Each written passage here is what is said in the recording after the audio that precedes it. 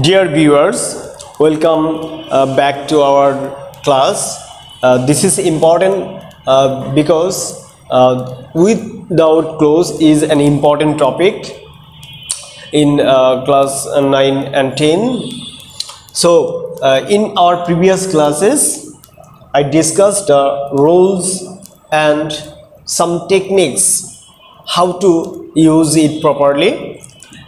Now I will describe how to use it and how to apply to fill the gaps. So be attentive please. প্রিয় শিক্ষার্থী, আমি গত ক্লাসে যেটা বুঝিয়েছিলাম সেটারই এটার পরবর্তী ধারাবাহিকতায় আজকে দিচ্ছি উইদাউট ক্লোজ। এর আগের ক্লাসে আমি উইথ ক্লোজটা বুঝিয়েছিলাম, আজকে উইদাউট ক্লোজ বোঝাচ্ছি। তো আমি যে কতগুলো নিয়ম দিয়েছিলাম, তোমরা যদি প্রিভিয়াস ক্লাসগুলো না দেখো তাহলে এই ক্লাসটা বুঝতে তোমাদের জন্য সমস্যা হবে। তারপর আমি ব্যাখ্যাগুলো করব। From this explanation you have to understand, try to understand what I am telling about the topics. So a great dash of people speak English all over world. তো আমরা এখানে একটি সেন্টেন্সের মধ্যে দুটি গ্যাপ পাচ্ছি, দুটি গ্যাপস ফিল ইন করতে হবে। তো ফার্স্টলি যেটা কি করতে হবে, a great dash of people speak English. তো আসলে স্পিক এই লোকগুলো ইংরেজিতে কথা বলে, কিন্তু কতগুলি লোক কথা বলে। এ গ্রেট, এটা একটা ফ্রেজ আছে, এ গ্রেট নাম্বার অফ বা the number of, a large number of, এই ধরনের ফ্রেজগুলো সাধারণত ব্যবহৃত হয়। অর্থাৎ এ গ্রেট, তাহলে আমরা এখানে কি ব্যবহার করব, a great number. A great number of people speak English all over পৃথিবী, মানে ওয়ার্ল্ডের পূর্বে দা বসে, অল ওভার দ্য ওয়ার্ল্ড। এটাও একটা ফ্রেজ, সমগ্র বিশ্বে। তাহলে আমরা এখানে কি লিখব, দা লিখব। অর্থাৎ কিন্তু সেন্টেন্সের গ্যাপগুলো কিন্তু তোমাকে মনে করে দিচ্ছে কোন ধরনের ওয়ার্ডগুলো এখানে লাগবে। এখানে দেখো ওয়ার্ল্ড, এটা একটা নাউন, নাউনের পূর্বে জেনারেলি কি বসে, অ্যাডজেক্টিভ বসে। তো এই অ্যাডজেক্টিভ আর্টিকেল একটা কিন্তু adjective determiner. Some people use, অর্থাৎ কিছু লোক ব্যবহার করে কি, ইংলিশটা ব্যবহার করে। তোমরা ইন্টারমিডিয়েট প্রনাউন রেফারেন্সে যেমন দেখো সেই তার এখানে কিছু মিল আছে, যেমন ইংলিশ, তাহলে সাম পিপল ইউজ ইংলিশ। অথবা আমি এখানে প্রনাউন ইট ব্যবহার করতে পারি, প্রনাউন ইট ব্যবহার করতে পারি। ইট কাকে বোঝাচ্ছে, এই ইংলিশকে বোঝাচ্ছে। কিছু লোক এটা ব্যবহার করে as a first language and some people, অর্থাৎ এখানে আমি সাম শব্দটা লিখিনি, দেখো, and some people take it as a second. অনেকেই হয়তো বলতে পারে যে সেকেন্ড একটা অর্ডিনাল নাম্বার, আর্টিকেলের নিয়ম অনুসারে এখানে দা হওয়ার কথা, কিন্তু এই সেকেন্ড অ্যাকচুয়ালি একটা কমন হিসেবে ব্যবহৃত হয়েছে, যে দ্বিতীয় যে কোনো একটা হইতে পারে, সেখানে ইংলিশ একটি দ্বিতীয় ভাষা হিসেবে ব্যবহার করে থাকে, তাই এখানে এ বসছে। যেমন তেমনই ফার্স্ট, অ্যাজ এ ফার্স্ট, তো এখানে যেহেতু ফার্স্টের আগে দা বসেনি, তো এখানেও সেকেন্ডের আগে দা বসবে না। অর্থাৎ ল্যাঙ্গুয়েজের একটা ফ্লো থাকে, মানে একটা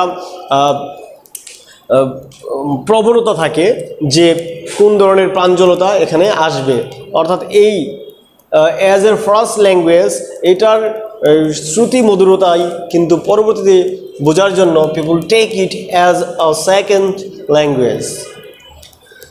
মেনি ইন্টারন্যাশনাল অর্গানাইজেশনস নাও, মানে এখন অনেক আন্তর্জাতিক সংস্থাগুলো কি করে, দেখো এখানে কি আছে, ইন্টারন্যাশনাল অর্গানাইজেশনস, তাহলে ডিপেন্ড, এখানে কি হবে, ডিপেন্ড। দেখো এখানে একটা ভার্ব হলো, কারণ এই সেন্টেন্সের এই পুরাটুকুই হচ্ছে কি, সাবজেক্ট। সাবজেক্ট, তার সাবজেক্টের পরে জেনারেলি কি আসছে, ভার্ব আসছে।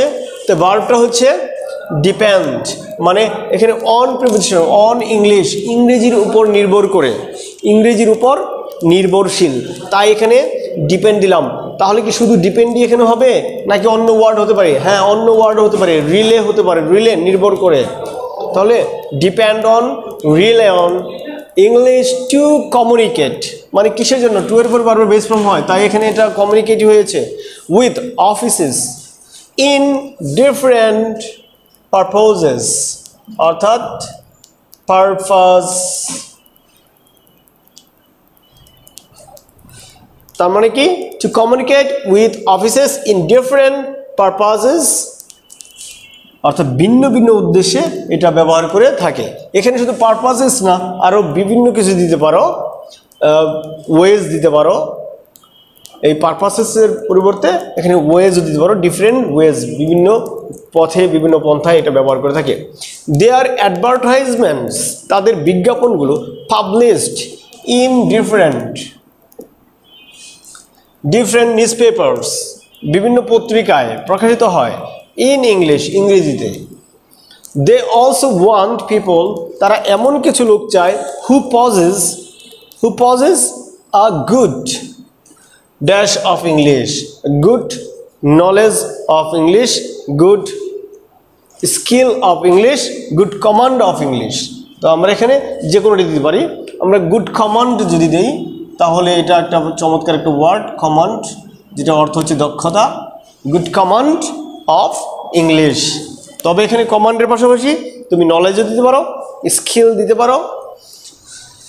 পিপল সিকিং, দেখো পিপল সিকিংটা কিন্তু নন ফাইনাইট ভার্ব, তো মেইনলি এখানে একটা কি হবে? নাউন হবে। সিকিং, কি অনুসন্ধান করে? তো এই নন ফাইনাইট ভার্বের পরে একটা অবজেক্ট ফর্ম থাকবে, যেটা যে এটা অনুসন্ধান করে, কি অনুসন্ধান করে? জব। পিপল সিকিং জব আর জবস, মানে চাকরি খোঁজা লোকগুলো কান্ট এক্সপেক্ট, প্রত্যাশা করতে পারে না, two get a good one, মানে ভালো কোনো চাকরি প্রত্যাশা করতে পারে না। নোয়িং ইংলিশ, ইংরেজি জেনে নাকি ইংলিশ না জেনে? তাহলে এটার অর্থ বোঝাচ্ছে ইংলিশ না জেনে, অর্থাৎ উইদাউট। আমরা এখানে উইদাউট ব্যবহার করব, যেহেতু এক্ষেত্রে ভার্বের সাথে আইএনজি আছে। আইএনজি থাকলে ভার্বের সাথে সেক্ষেত্রে কি হয়? ভার্বের পূর্বে একটা প্রিপোজিশন বসে, আইএনজি যুক্ত ভার্বের পূর্বে একটা প্রিপোজিশন বসবে। তাহলে আমরা এখানে প্রিপোজিশন উইদাউট ব্যবহার করতে পারি। ঠিক আছে, তো বিষয়টা তোমরা খেয়াল করো। আমি কেন কোথায় কোনটা ব্যবহার করলাম সেটা কিন্তু ব্যাখ্যা করেছি। তারপরও না বুঝলে আমি আবারও রিপিট করছি। এ গ্রেট নাম্বার, এটা একটা phrase. A great number, a large number, এই শব্দগুলি ব্যবহৃত হয়। অফ পিপল মানে অনেক লোক, speak English all over the world. Some people use it as a first language and some people talk it as a second language. Many international organizations now depend on English to communicate with different purposes. Their advertisements published in different newspapers. তো এখানে in হলো কেন? Different পত্রিকায় প্রকাশিত, in the daily star, in the প্রথম আলো, তো এগুলো ইন হয়, পত্রিকা প্রকাশিতের জন্য প্রিপোজিশন ইন হয়। তো newspapers in English, they also want people who possess a good command of English, অর্থাৎ ওই সকল লোকদেরকে সে চাচ্ছে যে লোকগুলোর ইংরেজির উপর দক্ষতা থাকে। পিপল সিকিং জবস মানে চাকরি খোঁজা লোকগুলো, can't expect to get a good one মানে একটা ভালো চাকরি পেতে পারে না বা পাওয়ার প্রত্যাশা করতে পারে না উইদাউট নোয়িং ইংলিশ। তো প্রিয় শিক্ষার্থী, আশা করি তোমরা এইটা বুঝতে পেরেছ। আমি এখন এই একইভাবে কিভাবে সাফিক্স প্রিফিক্স করা যায় সেটা আমরা একটু দেখব। সাফিক্স প্রিফিক্সের ক্ষেত্রেও এই ধরনের ইউজটা হয়ে থাকে। তো প্রিয় শিক্ষার্থী দেখো, সাফিক্স প্রিফিক্স, যদিও সাফিক্স প্রিফিক্সের আলাদা একটা আলোচনা থাকে, কিন্তু আমি উইদাউট ক্লোজ এবং উইথ ক্লোজের সাথে সাদৃশ্য রেখে সাফিক্স প্রিফিক্সের কিছু রুলস আলোচনা করেছিলাম এই লাস্ট ক্লাসগুলোতে। তো তাই আজকে সাফিক্স প্রিফিক্সের সেই আলোকে প্রয়োগটা দেখাবো, অর্থাৎ অ্যাপ্লিকেশন, পারফেক্ট অ্যাপ্লিকেশনটা, যেটা তুমি সহজেই বুঝতে পারবে এবং কি সেটা তোমার উপকার আসবে। তো আমরা প্রথমে সেন্টেন্সে স্ট্রাকচারালি চিন্তা করব। স্টুডেন্ট লাইফ ইজ দা হচ্ছে দায়ের পরে নাউন হওয়ার কথা, দেখবো আমি দায়ের পরে নাউন হয়েছে কিনা। দেখো সিজন এটা কিন্তু নাউন, তাহলে এটা যদি নাউন হয় তাহলে নাউনের পূর্বে আসবে অ্যাডজেক্টিভ, তাহলে আর্টিকেল এবং নাউনের মাঝখানে অ্যাডজেক্টিভ থাকবে। অর্থাৎ তাহলে আমরা এখানে অ্যাডজেক্টিভ, গোল্ড হচ্ছে একটা নাউন, ম্যাটেরিয়াল নাউন, তাই এটার অ্যাডজেক্টিভটা কি সেটা আমার জানা থাকতে হবে, সেটা হচ্ছে গোল্ডেন। তার মানে বলা হচ্ছে student life is the golden season of life, অর্থাৎ ছাত্র জীবনের সবচেয়ে স্বর্ণযুগ বা অর্থাৎ উল্লেখযোগ্য সময়টাকে বোঝানো হয়েছে। This is a dash period of life, এটা হচ্ছে জীবনের একটা জীবন গঠনের সময়। এক্ষেত্রে আমি দুইটা জিনিস লিখতে পারবি, যে ফরমেটিভ পিরিয়ড, মানে যেহেতু এটা নাউন সেহেতু এটাকে আমি কী করতে পারি, ফরমেটিভ দিতে পারি, আবার ফরমেশনও দিতে পারি। ফরমেটিভ পিরিয়ড মানে গঠনমূলক একটা পর্যায়, অথবা আমি যদি ফরমেশন দেই, ফরমেশন পিরিয়ড মানে জীবন গঠনের সময়, ফরমেশন পিরিয়ড, তাহলে নাউন প্লাস নাউন একটা কম্পাউন্ড নাউন হয়ে এটা অ্যাডজেক্টিভের কাজ করে ফরমেশন পিরিয়ড দিলে। তাহলে আমি এখানে দুইটা ইউজ করতে পারবো, ফরমেটিভ পিরিয়ড বা formation period. This is the time for, এখন ফর হচ্ছে একটা প্রিপোজিশন, তাহলে প্রিপোজিশনের পরে আমরা কোন ধরনের ওয়ার্ডগুলি ইউজ করব, বার্বের সাথে আইএনজি ইউজ করবো, অথবা বার্বের নাউন ফর্ম যদি থাকে সেই নাউন ফর্মটা ইউজ করবো। দেখো পরে আবার প্রিপোজিশন আছে, তাহলে এখানে নাউন ফর্মটা preparation, this is the time for preparation, তার মানে প্রিপারেশনটা বেশি ইউজ করাই শ্রেয়। এখানে প্রিপেয়ারিং অফ ফিউচার লাইফ দিলে হবে, বাট প্রিপারেশনটা আসলে প্রায়োরিটি রাখে। যেক্ষেত্রে সাধারণত বার্বের আইএনজি ফর্ম হয় না, মানে আইএনজি ফর্ম থাকে না, সেক্ষেত্রে আমরা বার্বের সাথে আইএনজি যোগ করে এটাকে নাউন করি। যেহেতু এটার প্রিপারেশন নাউন ফর্ম আছে, তাহলে এটাই ব্যবহার করা উত্তম। তবে প্রিপেয়ারিং দিলেও হবে, কিন্তু প্রিপারেশনটা বেশি উত্তম। ফিউচার লাইফ যেহেতু আগে পরে উভয় জায়গায় কি আছে, প্রিপোজিশন আছে। Students are the future, and ছাত্ররা ভবিষ্যতের কি, ভবিষ্যৎ নেতা, নীতি নির্ধারক, আজকের শিশুই আগামী দিনের ভবিষ্যৎ। তাই students are the future lead, lead মানে হচ্ছে পরিচালনা করা, তাহলে যারা পরিচালনা করে তাদেরকে কি বলা হয়, লিডার্স। তাহলে এখানে ERS দিলেই বাক্যটি সম্পূর্ণ হয়ে যাচ্ছে। তাহলে কি আসতেছে, লিডার্স, ফিউচার লিডার্স মানে ভবিষ্যৎ নেতা, দ্য ফিউচার লিডার্স। তো এখানে নাউন হবে ব্যক্তি, লিড পরিচালনা করা, লিড থেকে লিডার্স হয়ে এটা একটা ব্যক্তিবাচক নামবাচক শব্দ হয়ে গেছে, যেটা হচ্ছে ভবিষ্যৎ নেতা। অফ দ্য কান্ট্রি মানে দেশের, ছাত্ররা দেশের ভবিষ্যৎ নেতা। দে শুড হ্যাভ, দেখো এটা হ্যাভ কি, মেন ভার্ব, তো হ্যাভ এখানে মেন ভার্ব আছে, এরপরে নাউন বসবে। প্যাট্রিয়ট, প্যাট্রিয়টও একটা নাউন যেটাকে বলা হয় দেশপ্রেমিক। তো এখানে কি হবে, এখানে অ্যাবস্ট্রাক্ট নাউন হবে। They should have patriotism, patriotism মানে তাদের দেশপ্রেম থাকা উচিত, তাদের দেশপ্রেমিক থাকা উচিত এমন না। তারা বলতে কি, স্টুডেন্টরা, এখন স্টুডেন্টের দেশপ্রেমিক থাকা উচিত নাকি স্টুডেন্টদের দেশপ্রেম থাকা উচিত? তাহলে যদি স্টুডেন্টের দেশপ্রেম থাকা উচিত হয় তাহলে হবে কি, the student should have patriotism. তার মানে এক নাউন থেকে আমি আরেক নাউন করেছি, শুধু ইজম যোগ করে, মানে অ্যাবস্ট্রাক্ট নাউন করেছি। তো দে শুড অ্যাচিভ কোয়ালিটি, তাদের গুণ অর্জন করা উচিত। কি গুণ, কোয়ালিটি এডুকেশন মানে গুণগত শিক্ষা অর্জন করা উচিত। তাহলে এডুকেশন থেকে আমি কি করব, অর্থাৎ এডুকেট থেকে এডুকেশন করব। অর্থাৎ তোমাকে কিন্তু বেশি বেশি ওয়ার্ড মিনিং জানতে হবে, কারণ তুমি এডুকেটকে যদি এডুকেশন না করতে পারো তাহলে হয়তো এই গ্যাপটা তোমার দ্বারা ফিল আপ করা সম্ভব হবে না। এখানে প্যাট্রিয়টের যদি আরেকটা ফর্ম প্যাট্রিয়টিজম তুমি না জানো তাহলেও তোমার কিন্তু এটা ফিল আপ করা সম্ভব হবে না। তার মানে বোঝা যাচ্ছে যে সর্বোপরি তোমাকে কি করতে হবে, ওয়ার্ড মিনিংগুলো জানতে হবে। অ্যান্ড বিল্ড দেমসেলভস এবং নিজেদেরকে গঠন করে অ্যাজ ড্যাশ সিটিজেন্স মানে আমরা কি দক্ষ নাগরিক হিসেবে বলি না, দক্ষ নাগরিক হিসেবে গড়ে তুলে। তাই এই কম্পিট, অনেকে আবার কম্পিটিটিভ সিটিজেন্স বলে, প্রতিযোগিতামূলক নাগরিক, কিন্তু এখানে কম্পিটিটিভটা হবে না, এখানে হবে কম্পিটেন্ট। মানে কম্পিটেন্ট শব্দের অর্থ হচ্ছে দক্ষ,